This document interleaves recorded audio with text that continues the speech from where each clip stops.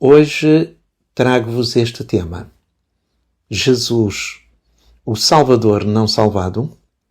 E esta é uma questão bem pertinente que não só no tempo do Cristo, na altura da crucificação, como ao longo dos séculos até aos dias de hoje, alguns ainda a levantam, questionando se de facto Jesus era o Messias, porque é que ele não impediu a sua crucificação? Porque é que ele não se salvou? Ora, iremos aqui refletir um pouquinho em torno deste assunto, à luz da doutrina espírita, procurando desconstruir algumas crenças, e vamos começar aqui com uma resposta que o Espírito Emmanuel deu à pergunta 287 do livro O Consolador. Diz ele assim: de modo algum poderíamos fazer um estudo psicológico de Jesus, estabelecendo dados comparativos entre o Senhor e o homem. Ou seja, ainda que Jesus tenha estado num corpo físico, espiritualmente era uma estrela de primeira grandeza. E nós iremos ver mais adiante o que é que isto representa. Então, para já, não há como estabelecer determinadas comparações do ponto de vista psicológico entre Jesus e o ser humano. E isto é pertinente para podermos lá mais à frente, podermos melhor compreender o comportamento do próprio Mestre face a algumas situações. E porquê é que não é possível, de facto, estabelecer estas comparações? Podemos ver isto para já a partir também desta passagem que o próprio Espírito Emmanuel, nesta obra Entender, Conversando, nos diz: confrontados com a esfera dos anjos, onde imperam o amor e a sabedoria, não passamos de amebas pensantes com o poder de estudar e trabalhar. Isto quer dizer o quê? Quando fala aqui da esfera dos anjos, estamos a falar da esfera dos espíritos puros. E estamos a falar, portanto, de Jesus, que naturalmente faz parte dessa mesma esfera dos anjos. Agora, quando se compara a esfera dos anjos, da qual Jesus faz parte, conosco, nós não passamos de amebas. Amebas, para quem não sabe, é um protozoário, é como se fosse assim um micróbio unicelular, só tem uma única célula. Ou seja, faz parte daqueles micro-organismos que há centenas de milhões de anos começaram a surgir inicialmente na Terra. Então, reparem, nós, o ser humano, comparado com a esfera dos anjos, não passamos de amebas pensantes. Porque a verdadeira ameba, portanto, esse ser unicelular, ainda não pensa. Então nós já pensamos, mas somos assim como amebas.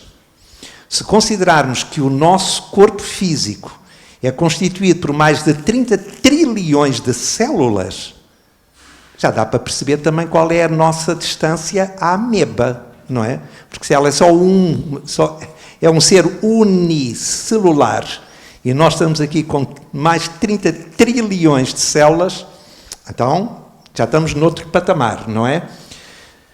Mas no ponto de vista comparativo, a distância é enorme. Por isso, volta Emmanuel aqui a dizer, Jesus não foi um filósofo e nem poderá ser classificado entre os valores propriamente humanos, tendo-se em conta os valores divinos da sua hierarquia espiritual na direção das coletividades terrícolas. Já temos aqui mais alguma informação.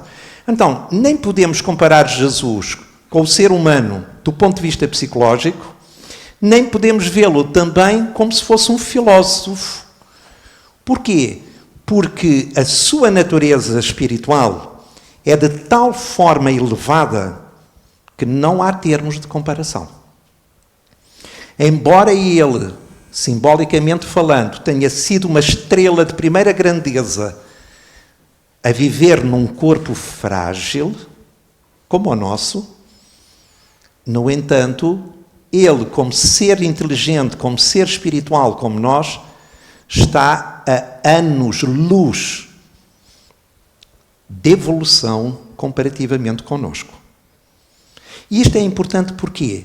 Para nós começarmos aqui a termos um olhar para Jesus, embora nós, e eu falo por mim, seja assim um bocadinho nas nossas orações, nas nossas relações do dia-a-dia, tu cá, tu lá, como se fôssemos assim amigos de carteirinha, não é? Mas o que é certo é que há uma distância enorme. Do ponto de vista espiritual, nem dá para dimensionar. Nem dá, nem há cabeça para isso.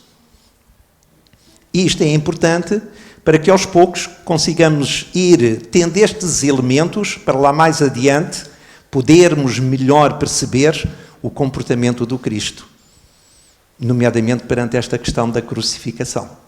Então isto é fundamental, ter estes elementos, porque nós temos tendência a deixar-nos influenciar pelos nossos 5 sentidos.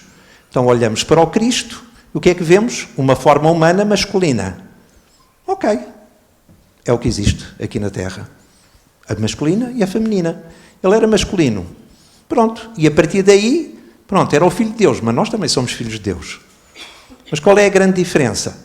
A grande diferença é que ele está numa categoria angélica, e já vamos ver que dentro dos anjos, ainda dentro de um determinado patamar, e nós não. E depois diz aqui, os valores divinos do Cristo, não é? Devido à sua hierarquia espiritual, ele encontra-se na direção das coletividades terrícolas. Então é ele, que já está aqui a dizer, que dirige o mundo, o planeta. Espiritualmente falando, a Terra, o planeta, para os grandes seres que já se angelizaram, como Jesus, oferece o espetáculo de berçário imenso, onde o espírito humano continua a dormir na infantilidade que lhe caracteriza a evolução iniciante. Ninguém vá deprimir, que ninguém fique, portanto, mal pelo facto de ainda estarmos no berçário, em comparação com o Cristo, não é?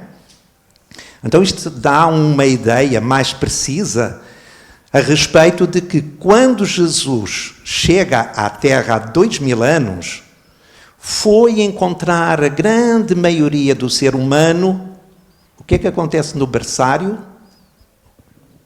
A dormir. A maior parte do tempo dorme-se.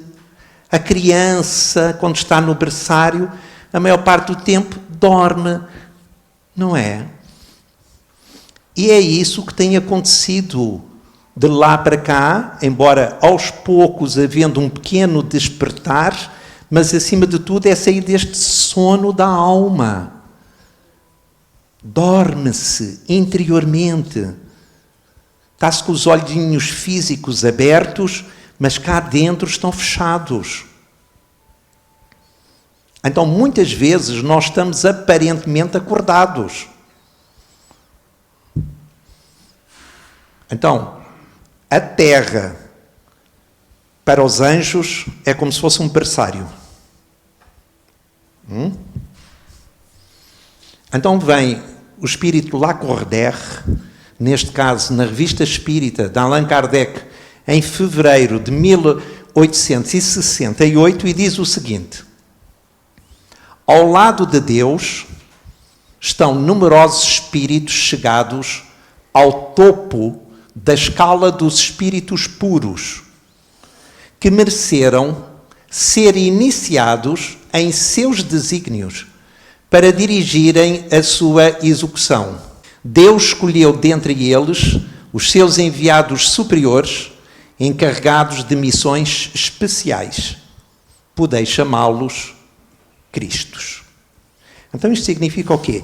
Allan Kardec, no Livro dos Espíritos,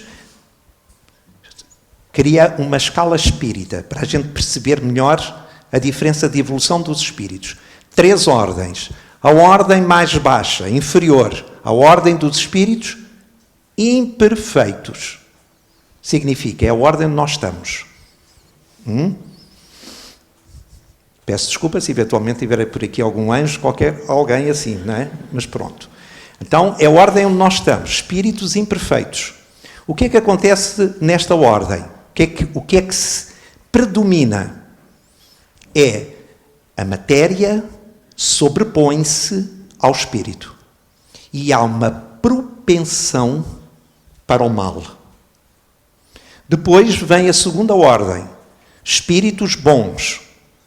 Já é o contrário da primeira. Nestes espíritos bons, nesta ordem, o espírito sobrepõe-se à matéria. E passa a haver um desejo do bem. E depois chegamos à primeira ordem, que é a ordem dos espíritos puros, onde não há qualquer influência da matéria. E a conquista, a evolução intelectual e moral é absoluta, nestes espíritos puros, é absoluta a sua evolução, tanto na parte intelectual quanto moral, em relação aos espíritos das ordens inferiores. Ora, então, quando a gente chega à primeira ordem, que é os espíritos puros, os seres angélicos, o que é que acontece? Nessa ordem existe uma determinada conquista de espíritos puros que chegaram ao ponto de tornarem-se Cristos. Então chega-se a espírito puro, depois ainda continua-se a evoluir para se chegar à condição de Cristo ou Messias.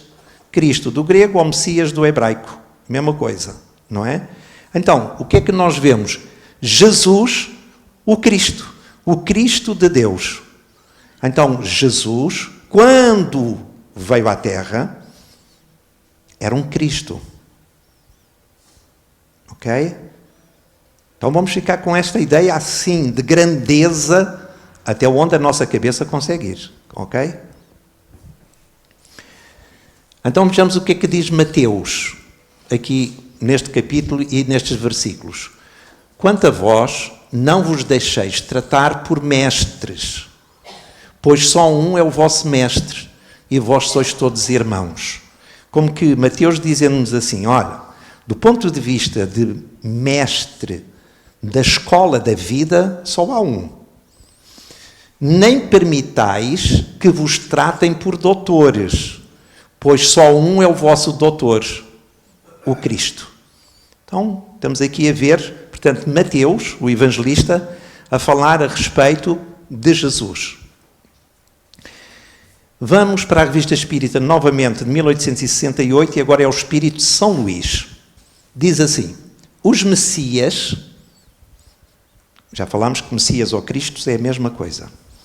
Os Messias, seres superiores, chegados ao mais alto grau da hierarquia celeste, depois de terem atingido uma perfeição que os torna infalíveis, daí por diante, e acima das fraquezas humanas, mesmo na encarnação.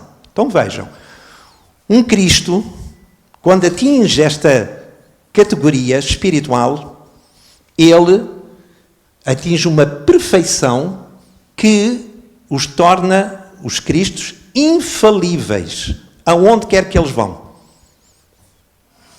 Infalível quer dizer que não falha nunca. É como a lei divina. Não há como falhar.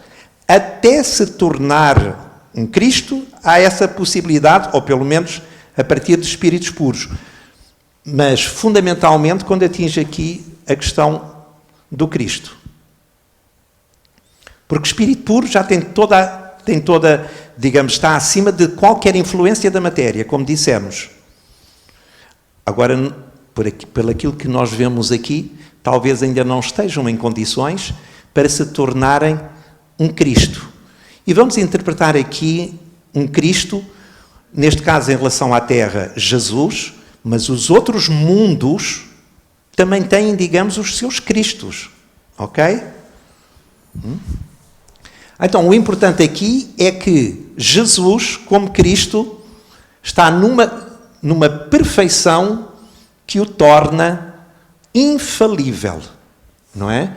E acima das fraquezas humanas, mesmo na encarnação. Foi o que aconteceu com o Cristo. Ele encarnou, esteve aqui entre nós.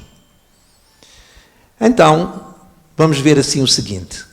Emmanuel, no livro A Caminho da Luz, diz-nos o seguinte: na direção de todos os fenómenos do nosso sistema, eu interpreto que é o nosso sistema solar, existe uma comunidade de espíritos puros e eleitos pelo Senhor Supremo do Universo, em cujas mãos se conservam as rédeas diretoras da vida de todas as coletividades planetárias. Então, o Cristo é um diretor, é um responsável do planeta Terra, e haverá outros, dos outros planetas do nosso sistema solar e dos outros sistemas, ok? Essa comunidade de seres angélicos e perfeitos, da qual é Jesus um dos membros divinos. Então, vemos aqui Emmanuel a confirmar e a dando mais alguma informação ao que vimos do espírito de São Luís e do espírito de Lacordaire, em Kardec. Então, aqui, relativamente a Emmanuel, vem-nos dizer esta pergunta que é feita a Emmanuel. As primeiras formas planetárias obedeceram a um molde especial pré-existente? Emmanuel responde: Jesus foi o divino escultor da obra geológica do planeta. Então, da mesma maneira que o ser humano é realmente escultor de determinadas obras, portanto, vamos assim dizer, de arte, mas também escultor, por exemplo, arquitetos que desenham, portanto, determinados prédios, outras construções, outras coisas. O Cristo foi um escultor do planeta Terra. Então, o Espírito André Luiz, no livro Evolução em Dois Mundos, diz-nos que nós todos somos co-criadores com Deus. Só que nós, que estamos aqui nesta condição, co-criamos com Deus numa dimensão menor. Enquanto que os espíritos como o Cristo, e que atendem diretamente à vontade divina, co-criam numa escala maior. Por isso é que as nossas criações duram algumas centenas de anos, enquanto que um planeta dura milhares e milhares de anos. Porquê? Porque a força e a inteligência que está por detrás da criação de um planeta não tem nada a ver com as criações que a gente faz. Embora as nossas já sejam muito boas. Veja-se agora já volta da ida à Lua novamente na Artemis. Vencendo aqui novamente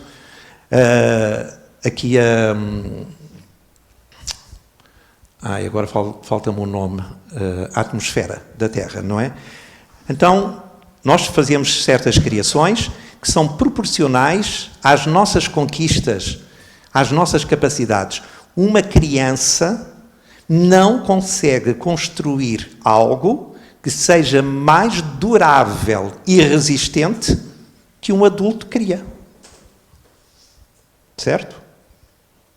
Porque há uma diferença de idades que faz com que o adulto tenha um conhecimento e uma força e uma disponibilidade para usar instrumentos, ferramentas que a criança não tem.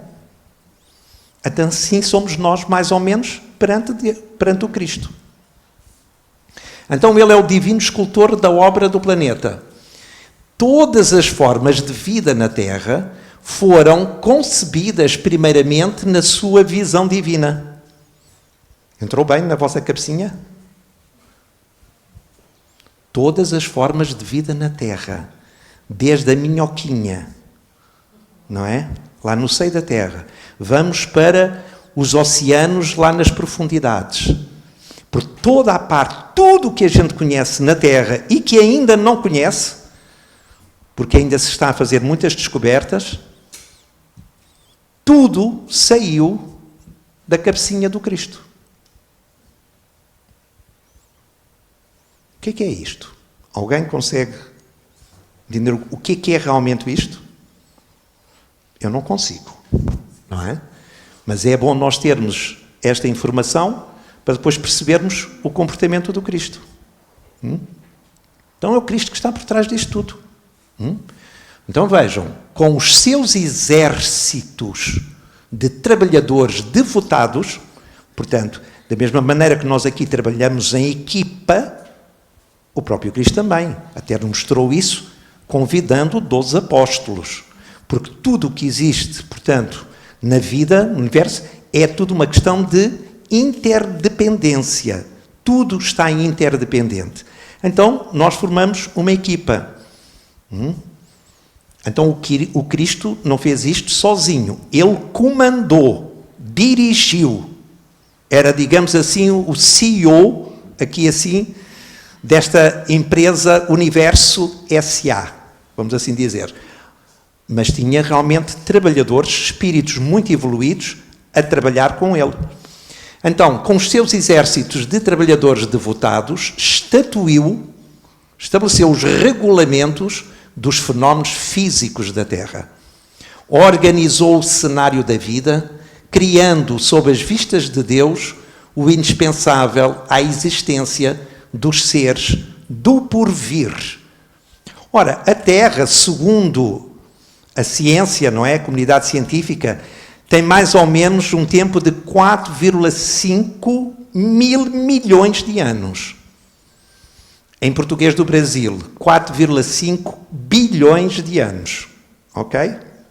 Fazendo logo a tradução.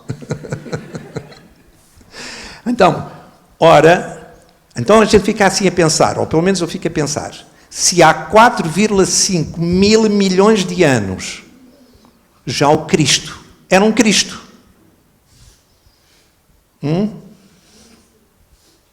Porque foi ele o escultor divino da Terra e que programou, estabeleceu tudo, inclusive todas as leis que regem o planeta, para que as coisas, no processo de evolução que a ciência estuda, e muito bem, possa nos dizer que tem havido, portanto, uma evolução das espécies. Mas ele fez isso logo desde a primeira hora, sabendo o que era necessário para o porvir. Que inteligência é esta? Definiu todas as linhas de progresso da humanidade futura. As formas de todos os reinos da natureza terrestre foram estudadas e previstas. Assim, para brincar. Haja cabeça, não é? Haja inteligência para isto tudo, que é uma coisa extraordinária, em que nós, à medida que a ciência avança, nós vamos também percebendo a inteligência que está por detrás de tudo isto e que a doutrina, neste caso, nos ajuda aqui, dá-nos aqui mais alguns subsídios para nós percebermos um bocadinho melhor as coisas. Então, chegamos aqui a um ponto que é o seguinte.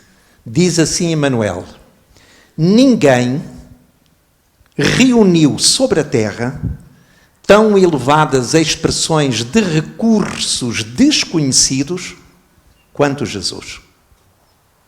Então, aquilo que são chamados milagres, que aí fora são chamados milagres, desde as curas, andar sobre a água, ressuscitar a criança, multiplicação dos pães e dos peixes, transformar a água em vinho, a pesca milagrosa, tudo isto foi produzido pelo Cristo dentro da lei natural, devido a quê? A todo o conhecimento e a todos os recursos que, como Cristo, um ser divino, angélico, estando por detrás da criação da terra, conhecia a terra como a palma da mão, como se costuma dizer. Então, todos os elementos que a constituem, ele trabalha e manipula-os à vontadinha. À vontadinha. Não é à vontade, é à vontadinha. Mas ele, entretanto, disse-nos: tudo aquilo que eu faço, vós o podereis fazer também, e mais ainda. Ou seja, que estes fenómenos todos que ele provocou quando esteve entre nós, um dia nós vamos também saber fazer isto tudo. E conseguirmos fazer isto. Estamos a caminho. Estamos a caminho. Quando nós comparamos, por exemplo, a evolução de um bebê com um ser adulto. O bebê está totalmente dependente de tudo e de todos. O ser adulto na sua autonomia. Quando se compara o que é que um bebê é capaz de fazer com o que um adulto é capaz de fazer, é uma diferença brutal. Mas um dia o bebê vai fazer o mesmo ou mais do que esse adulto. Certo? Então é isso que está a acontecer connosco. Estamos num processo de amadurecimento e de expansão dos nossos valores do ponto de vista de essência espiritual, como filhos de Deus e como espíritos eternos que nós somos.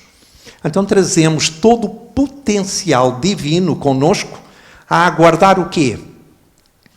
A ação, a manifestação, que o potencial passa a tornar-se manifesto. Então, ninguém sobre a Terra reuniu tão elevadas expressões de recursos desconhecidos, e por isso é que foram tidos como milagres, quanto Jesus. Está a fazer sentido? Então, agora adentrando. Isto foi assim, preparar, portanto, dar aqui uma base. Agora, vamos então para aqui.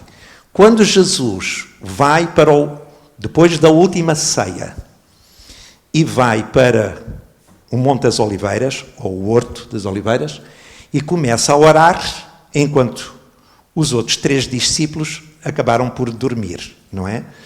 Depois, se calhar, da última ceia, estavam a digestão a ser feita, e dá aquele soninho, pronto. Mas Jesus não, estava ativo. E então vai rogar, vai falar com o Pai e diz assim: meu Pai, se é possível, afasta de mim este cálice de amargura. No entanto, não se faça a minha vontade, mas sim a tua. Depois de tudo aquilo que nós falamos, é lógico pensar que Jesus, neste momento, quando pede ao Pai para afastar dele o cálice da amargura, o Cristo estaria com medo daquilo que iria enfrentar? Não.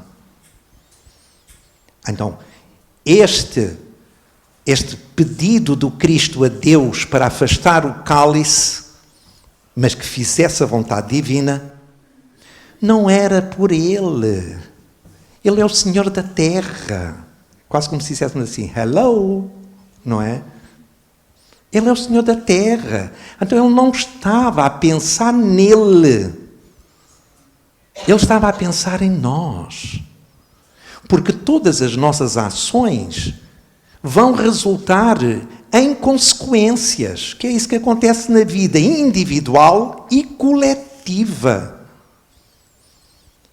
Então ele estava a pensar nas consequências que iriam advir daí ao concretizar-se aquilo que ele próprio já falara antes. Então ele não estava com medo. Como é que um Cristo depois daquilo que nós falámos aqui, poderia ter medo. O medo faz parte, a nível psicológico, da nossa condição evolutiva, devido às ilusões que nós ainda alimentamos. Estamos a falar destas ilusões, estamos a referir-nos a um medo psicológico, chamado medo negativo. Aquilo que só existe na nossa cabeça, mas que é o suficiente para a gente viver aí, muitas vezes, quase em apneia, ou mesmo em apneia. Preocupadíssimos com uma série de coisas da nossa vida, não é? Então, Cristo estava completamente acima disso. Se ainda há pouco nós falámos que os seres angélicos, portanto, não têm qualquer influência da matéria, então este medo ainda vem do quê? Da influência da matéria, porque é o ego, é o nosso falso eu a identificar-se com o mundo, com as coisas do mundo, com a forma, com aquilo que é perecível. Então não tem nada a ver com a realidade. Inclusive, como nós vimos logo no início, não dá para estabelecer comparações psicológicas entre a maneira como nós funcionamos e o próprio Cristo. Então, pensar que Jesus estava aqui com medo, vão-me matar, vão-me pregar numa cruz, e estava cheio de medo, Pai, afasta de mim este cálice, não faz sentido nenhum. À luz do que a doutrina espírita nos diz. Nenhum.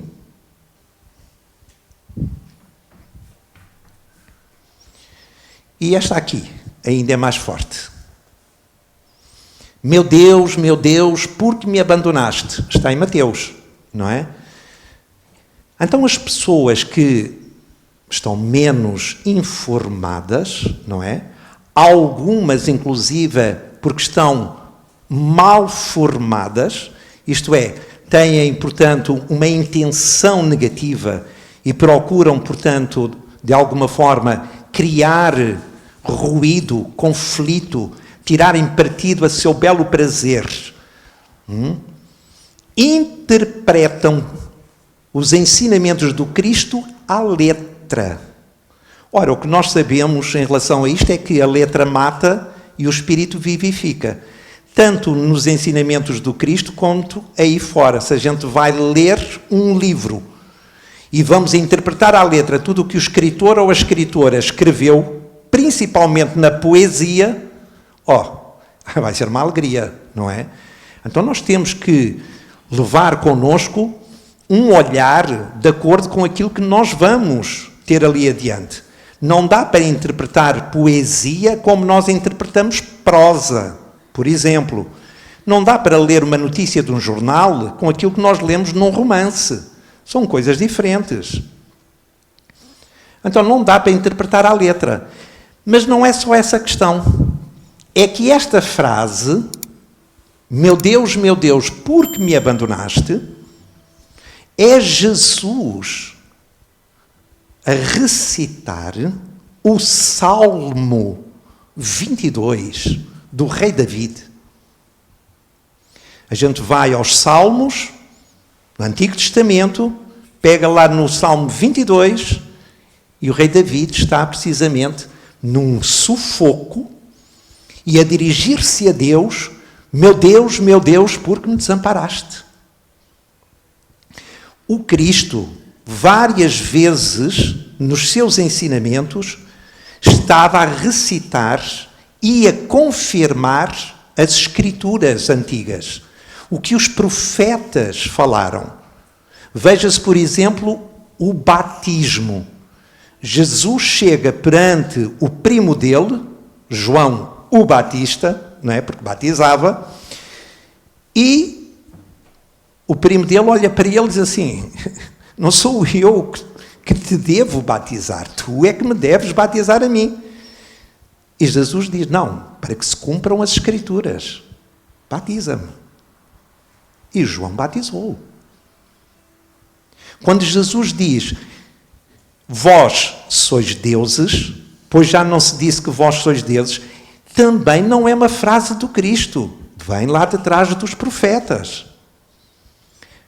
Era como se Jesus quisesse mostrar, principalmente ao povo judeu, não é? Que ele era de facto o Messias, que tanto aguardavam.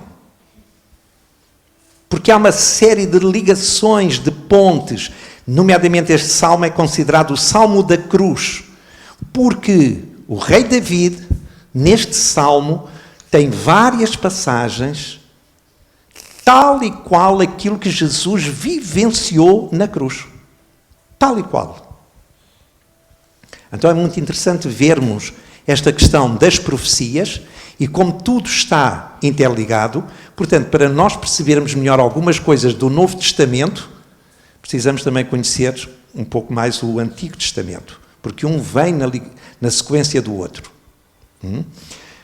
Então, isto não é propriamente Jesus, então, que está numa cruz, sabendo para o que tinha vindo, e, no entanto, agora está ali a dizer: meu pai, porque me abandonaste ou me desamparaste? Então, isto não faz sentido absolutamente nenhum. Uma coisa não tem lógica com a outra coisa. Absolutamente nenhuma. Então, é indispensável estudar. Na medida em que o Cristo não podia se contradizer, porque se contradissesse, não era o Cristo. Ou a gente acredita realmente nele e que tudo o que ele falou era a expressão da verdade, ou não acredita. Porque se há alguma coisa que não faz sentido, quem sabe se outras coisas também então não estão comprometidas. Não. O que é necessário, está tudo, digamos assim, lá no sítio. É indispensável é que nós nos equipemos com os recursos necessários para a respectiva interpretação. Então Jesus jamais se sentiria abandonado. Se ele a determinada altura é o protótipo da fé, quando diz: eu e o Pai somos um, então depois vinha para a cruz e dizia: meu pai, por como é que me abandonaste?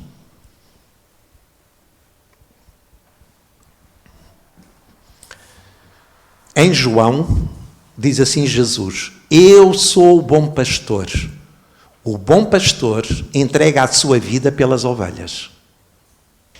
Em Mateus, desde esse tempo, Jesus começou a explicar aos seus discípulos que era necessário que ele fosse para Jerusalém, sofresse muitas coisas da parte dos anciãos, dos principais sacerdotes e dos escribas, fosse morto e ressuscitasse ao terceiro dia.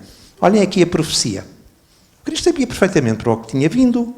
Se ele é o diretor espiritual do planeta, quando há alguém, por exemplo, um embaixador de um país, que está no outro país, representa o país. Portanto, ele precisa de falar e tomar decisões de acordo com o que no país é tomada essa decisão. E ele lá, portanto, acaba por reproduzir aquilo que no país é decidido. Quem manda, não é? Então, Jesus sabia perfeitamente, porque os profetas, nomeadamente Isaías, Elias, não eram mais nem menos do que espíritos em missão em nome do Cristo. Ora, se ele já tem várias passagens a respeito do que é que iria vir o Messias, por isso é que os judeus estavam à espera do Messias, não é? Só que não estavam à espera do Messias da maneira como ele apareceu. Embora haja várias passagens nos profetas que o descrevem tal e qual como ele apareceu e tudo aquilo que aconteceu na cruz. Então, quando Jesus fala isto aos discípulos, Pedro, por exemplo, diz logo: não, a gente não vai permitir. E Jesus diz assim: afasta-te de mim, Satanás. Será que Pedro era Satanás? Quando antes Jesus tinha-lhe perguntado: quem dizes tu que eu sou? E Pedro diz assim: tu és o Filho de Deus vivo. E Jesus responde: bem-aventurado sejas tu, Simão, filho de Barjonas, porque não foram a carne e o sangue que te o revelaram, mas o meu Pai que está nos céus. Por outras palavras, foi a mediunidade. Não foi a carne e o sangue. Pedro era médium. Então, naquele momento, capta a informação dos espíritos superiores. Estamos a ver um CEO da Terra a vir ao mundo sozinho. Se nós que somos acompanhados por vários espíritos para nos amparar, então Jesus, não é? Mas quando Pedro sintoniza pelo medo com um espírito inferior que lhe diz a Jesus, não, a gente não permite que tu vás a Jerusalém e que te possam maltratar. E Jesus diz, afasta-te de mim, Satanás. Está-se a referir ao espírito inferior que está a influenciar Pedro, não é para Pedro. Então Jesus sabia muitíssimo bem ao que é que vinha. Mas atenção, quando nós iniciámos e dissemos que, nomeadamente na Igreja Católica, ouvimos falar que Jesus teve de dar a sua vida para nos salvar, isto só existe dentro do catolicismo, porque é uma interpretação, uma colocação teológica, porque isto não está nos Evangelhos. Isto não existe, não está lá. Então, foram os teólogos que colocaram lá isto. Agora, Jesus sabia ao que vinha e que as probabilidades de ele ser pregado numa cruz existiam. Porque se a gente for pensar que tudo já estava programado, era perverso Judas, logo à partida, já estava encarregue de vender o Cristo por 30 moedas, o preço de um escravo na época, e colocá-lo na cruz. Alguém vem ao mundo, mesmo dentro das nossas condições, para fazer o mal, para poder prejudicar alguém? Isso não existe. A doutrina é muito clara nisso. Ninguém nasce para fazer o mal. O que existe é a liberdade da escolha. E Judas teve a sua liberdade. E escolheu, portanto, agir daquela maneira. O que é certo é que Judas traiu o Cristo uma vez. Nós, ao longo dos séculos, cristãos, quantas vezes é que temos vindo a traí-lo, não é? É bom também pensarmos nisso. Então Jesus sabia muito bem para o que é que vinha, não é? Olha o que é que dizia o povo, não é? E os judeus e coisas assim. Então, agora desce da cruz e salva-te a ti mesmo. Porque se ele era o Messias, o Filho de Deus, o eleito, e se já tinha provocado todo o tipo de fenómenos que tinha feito, por que razão ele estava numa cruz? Porquê é que ele não se salvava a si mesmo? É esta a grande questão. Jesus, o Salvador não salvado, que é o tema da palestra. Então, Jesus, efetivamente, não se salva do ponto de vista físico. Porque com o poder espiritual que ele tinha, multiplicação dos pães e dos peixes, andar sobre as águas, fazer curas, etc., etc., a um gesto do Cristo, e mobilizava os soldados, fazia o que quisesse. Era o Senhor da Terra. Até tornar-se invisível, por exemplo. Desaparecer da vista. Mas não é essa a mensagem do Cristo. O Cristo não veio para nos trazer uma mensagem a respeito do valor do corpo físico, mas sim da importância da alma. Todos os ensinamentos do Cristo são dirigidos ao espírito eterno, não ao corpo transitório, que nasce hoje e amanhã morre. Então Jesus não estava preocupado minimamente com a questão do corpo. O corpo é uma veste para o espírito. O que é que aconteceu mais ou menos quase 5 séculos antes do Cristo? O grande filósofo grego, Sócrates, não hesitou em tomar veneno quando foi condenado pelos 72 juízes lá de Atenas, foi condenado a beber cicuta. Sócrates, Ok, vá, venha lá, cicuta. Porquê? Porque era um homem, neste caso, era um espírito, que segundo Chico Xavier, é um dos ministros do Cristo. Ok? Então, ele estava tão bem resolvido com ele mesmo, acreditava tanto na parte espiritual, o quê? Matar o corpo. Ótimo. Não há problema nenhum. Nós é que ainda estamos tão agarrados ao corpo físico que ainda continuamos a ter medo da morte. E porquê? Quando esse medo da morte então se torna mais intenso, em algumas pessoas, significa que a pessoa já morreu existencialmente.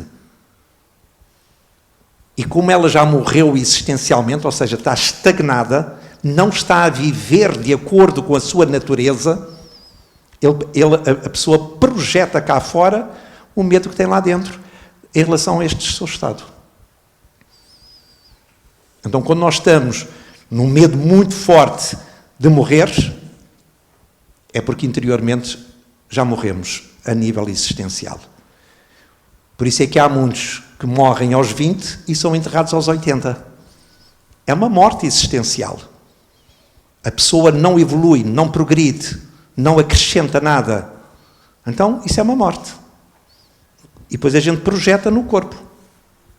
Então, desce da cruz e salva-te a ti mesmo. Diz o apóstolo João, ninguém possui amor maior do que este, que alguém dê a sua vida pelos seus amigos. Foi o que Jesus disse aos apóstolos. Eles eram seus amigos. E, portanto, onde é que existe o maior amor? É precisamente dar a vida física por alguém que se ama. Em muitos casos, nós vemos isso na parte, por exemplo, das mães, que se imolam ao longo de uma vida para poder ajudar os seus filhos. Filhos que, entretanto, se desviam e que têm comportamentos que trazem muito sofrimento para essas mesmas mães. Ou noutros casos. Porquê? Porque renúncia, segundo a visão do Cristo, é aquisição. Sacrifício é estrada para as alturas. É completamente o oposto da maneira como a gente interpreta normalmente a vida.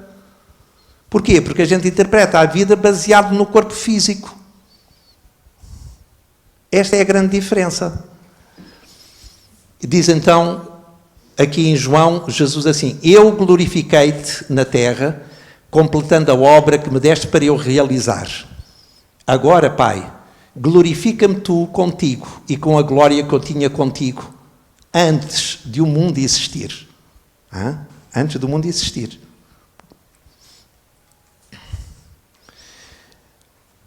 Então, outra passagem de Mateus, em que diz as pessoas, dizem assim, salvou os outros e não se pode salvar a si mesmo. Olhem a visão redutora, limitada, em que muitas vezes, por exemplo, os próprios filhos perante os pais, não é? Acham que os pais estão ultrapassados, que não sabem nada, principalmente quando se está na idade da adolescência, não é? Aquela idade que nossos irmãos no Brasil chamam de aborrecência, mais ou menos, não é? Então, nessa idade, a gente pensa que sabe tudo. Que os amigos sabem mais até do que os nossos pais.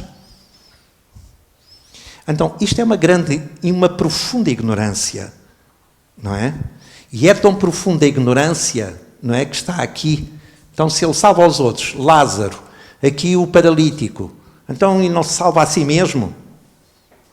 Porque estão na expectativa da vida física, identificados com o corpo físico, não com a realidade do espírito. Então Jesus na cruz diz o quê? Pai, perdoa-lhes que não sabem o que fazem. Não sabem. Se nós vimos lá atrás que a terra, perante os seres angélicos, é um berçário, claro que ao comportarem-se assim, é autênticas crianças. Autênticas crianças.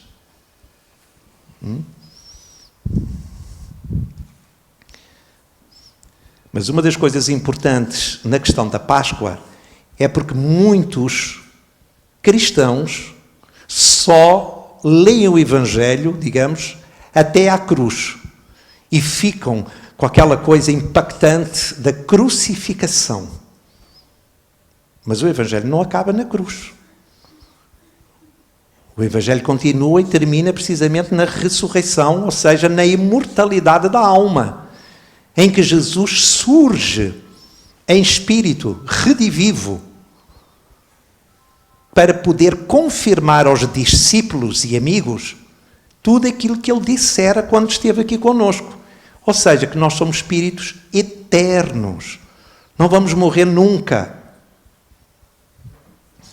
Então diz Emmanuel, Jesus, o nosso Divino Mestre, herói do túmulo vazio, nasceu em noite escura, viveu entre os infortúnios da terra e expirou na cruz, em tarde pardacenta sobre o monte empedrado, mas ressuscitou aos cânticos da manhã no fulgor de um jardim. Então nós temos que ir até aqui. Não podemos ficar só na cruz. Se a gente fica só na cruz, a gente deprime. Ok? Temos que ir mais longe, porque Cristo surgiu redivivo. Então, outra pergunta no Consolador Emmanuel. Como entender a salvação da alma? E Emmanuel diz, temos de traduzir o conceito de salvação por iluminação de si mesma a caminho das mais elevadas aquisições e realizações no infinito. Quando Emmanuel diz traduzir o conceito de salvação por iluminação de si mesma, da alma, o que é que Jesus nos deixou no outro ensinamento? Brilha a vossa luz. Brilha. Porque nós somos uma fonte de luz, porque somos uma fonte de amor, porque somos filhos de Deus, que é o amor de todo o amor. Então há que fazer brilhar a nossa luz. Há que criar aqui um estado de iluminação. Isso é o que se chama salvação. Então salvar não é resgatar, como a gente... aquela pessoa foi salva do mar, por exemplo, de um incêndio. Não. Isso é a vida física. Salvação do ponto de vista espiritual é, entre outras coisas, nomeadamente, a iluminação. Olhem o que diz Emmanuel noutra passagem. Salvar é, sobretudo, regenerar, instruir, educar e aperfeiçoar para a vida eterna. Então quer dizer que quando eu cuido de mim, eu estou a trabalhar pela minha salvação. Mas não só, pela redenção dos outros. Porque quanto melhor eu fico, mais eu contribuo para o bem dos outros. Então, diz Paulo aqui assim, para Timóteo, o Cristo veio ao mundo para salvar os pecadores. Salvar no sentido de que educar, instruir, regenerar, iluminar. Foi isso que o Cristo veio fazer, não é? E depois ainda na mesma pergunta, por um lado o que é salvar, mas também como conseguir essa salvação da alma. E Emmanuel diz, o Evangelho de Jesus é a dádiva suprema do céu para a redenção do homem, espiritual, em marcha para o amor e sabedoria universais. Ou seja, o Evangelho é o livro-luz, é esse roteiro para a nossa vida aqui na Terra. A questão é, portanto, abri-lo, poder nos educar à luz dos seus ensinamentos e, ou seja, começar a vivenciar cada vez mais aquilo que Jesus nos trouxe e que Ele próprio exemplificou. Olham lava-pés, não é? Mas entre vocês, diz Jesus, não pode ser assim. Estava a dirigir-se aos discípulos. Pelo contrário, aquele que quiser ser grande deve servir os outros. Porquê? Porque depois da última ceia, o que acontece é que alguns dos discípulos começaram a falar, quem é que é o maior? Olha o nosso orgulho ali a falar, não é? Então Jesus disse, parou, chega, não é? Então disse, entre vós não pode ser assim. Pelo contrário, aquele que quiser ser grande deve servir os outros. O que é que disse o Cristo? Eu não vim para ser servido, eu vim para servir. E desde o início até ao fim foi sempre um grande servidor. Por isso, Emmanuel nos diz que Jesus é o supremo governador da terra e, ao mesmo tempo, o supremo servidor das criaturas humanas. Enquanto que aqui nós temos alguns casos em pessoas que estão num determinado cargo de topo, mas que depois o seu comportamento não corresponde a esse cargo, aqui não há hipótese. Porquê? Porque estamos a falar de uma evolução moral. Não é só intelectual. É uma conquista moral. É um estado de consciência. Por isso, ele não só é o supremo governador, como é o supremo servidor de todos nós. Chegando ao ponto de dar a sua vida física, não é? Para nos ajudar a salvar espiritualmente, ou seja, levar-nos a um processo de educação e de regeneração para que nós possamos perceber o verdadeiro sentido da vida. Então, quando Kardec perguntou aos espíritos qual o tipo mais perfeito que Deus ofereceu ao homem para lhe servir de guia e modelo, os espíritos disseram, vede Jesus. Estão a ver um guia e modelo, alguém que guia e que é modelo. Ai, ai, ai, que estou com medo que vou ser pregado numa cruz. Pai, pai, porque me abandonaste? Não faz sentido absolutamente nenhum. Então nós temos que ter um olhar que vá para além do olhar físico. Temos que entrar num olhar que adentra noutra realidade, que é a do espírito. Então vamos terminar com um soneto do grande vate lusitano, Antero de Quental, através da mediunidade do querido Chico. E vão ver como é que os poetas têm um poder de síntese para olhar para Jesus e escrever o que ele escreveu depois daquilo que nós falámos aqui. Acho que se lêssemos, pelo menos para muitos de nós, se lêssemos primeiramente este verso, não é? Este soneto, não conseguiríamos perceber tão bem quanto agora depois de termos falado o que falámos. Então, o que é que o poeta português escreveu através do Chico? O tema é o Cristo de Deus. E ele escreveu assim: Cristo de Deus, que eras a pureza eterna, absoluta, invariável, antes que fosse a humana natureza neste cosmos, matéria transformável. Que já eras a fúlgida realeza dessa luz soberana imponderável, o expoente maior dessa grandeza, da grandeza sublime do imutável. Ainda antes da humana inteligência, era já todo o amor, toda a ciência, perfeição do perfeito inconcebível. Foste, és e serás eternamente o enviado do Pai omnipotente, Cristo luz da verdade inconfundível. Bem, escrever assim já é outra conquista, não é? É uma maravilha. Mas como os poetas conseguem colocar em síntese, dizer tanta coisa através de tão poucas palavras, não é? É uma capacidade também, uma habilidade que todos nós também iremos desenvolver um dia. Outros já estão mais à frente nesta área, outros estão noutras